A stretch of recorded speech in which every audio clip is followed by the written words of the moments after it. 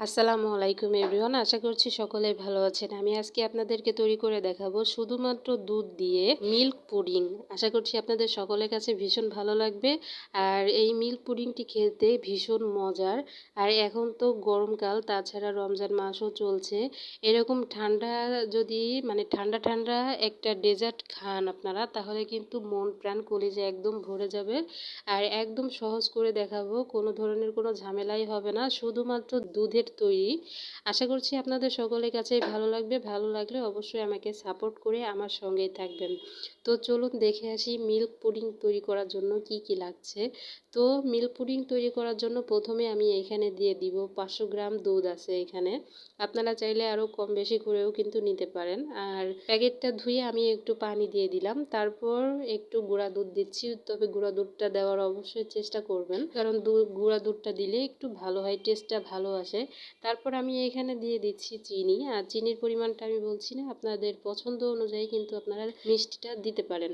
আর দিয়ে দিচ্ছি 1 চামচ agar agar powder. Agar agar powder যে কোনো লিকুইড জিনিসকে জমাট বাঁধতে কিন্তু সাহায্য করে। তারপর আমি সব কিছু খুব সুন্দর করে একসাথে মিশিয়ে তারপরে আমি চুলাটাকে ধরিয়ে দিয়েছি, দেখুন।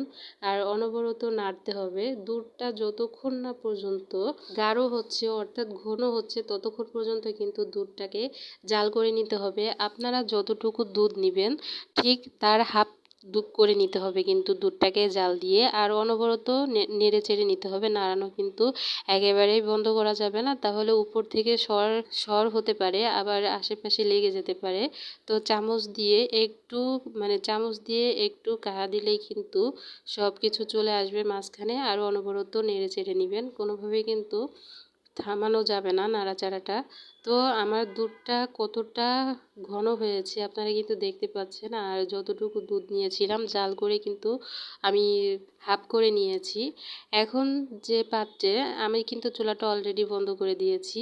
যে পাত্রে আমি পুডিংটি সেট করব, সেই পাত্রে আগে থেকেই আমি একটু ঘি ব্রাশ করে নিয়েছিলাম। আপনাদের কাছে যদি ঘি না থাকে তাহলে অবশ্যই বাটার দিতে পারেন, ঘি বা বাটার কিছু একটা দিতে হবে। তারপর আমি একটু ঠান্ডা করে, কোনো রকম একটু ঠান্ডা করে তারপর নর্মাল ফ্রিজে রেখে দিব 1.5 থেকে 2 ঘন্টা মতো। তারপর ফ্রিজ থেকে নামিয়ে আপনাদেরকে পরিবেশন করে দেখাচ্ছি। 1.5 থেকে 2 ঘন্টার মতো কিন্তু অবশ্যই ফ্রিজে রাখতে হবে, তা না হলে কিন্তু পুডিংটি খুব ভালো মতো সেট হবে না।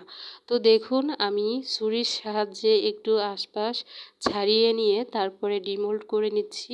আর পুডিংটা দেখুন কতটা সুন্দর হয়েছে, মাশাআল্লাহ অনেক সুন্দর লাগছে, কিন্তু দেখতে লোভনীয় লাগছে। ভীষণ মজার একটি পুডিং হয়েছে, কিন্তু আমার কাছে কিন্তু ভীষণ ভালো লেগেছে। শুধুমাত্র দুধের তৈরি ঠান্ডা ঠান্ডা পুডিং আপনাদের কাছে কিন্তু ভীষণ ভালো লাগবে, অবশ্যই কিন্তু ট্রাই করবেন। এখন রমজান মাস, তাছাড়া খুবই গরম পড়েছে, আপনারা কিন্তু একদম সহজভাবে এই রেসিপিটি তৈরি করতে পারেন।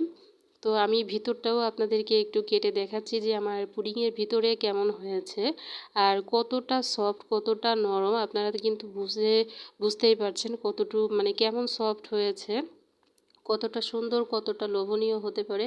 আপনারা কিন্তু দেখে বুঝতেই পারছেন। আশা করছি আজকের রেসিপি আপনাদের কাছে খুবই ভালো লেগেছে। ভালো লাগলে অবশ্যই আমাকে সাপোর্ট করে আমার সঙ্গেই থাকবেন। মূলত আজকের রেসিপি এতটুকুই। সবাই অনেক ভালো থাকুন, সুস্থ থাকুন। আল্লাহ হাফেজ।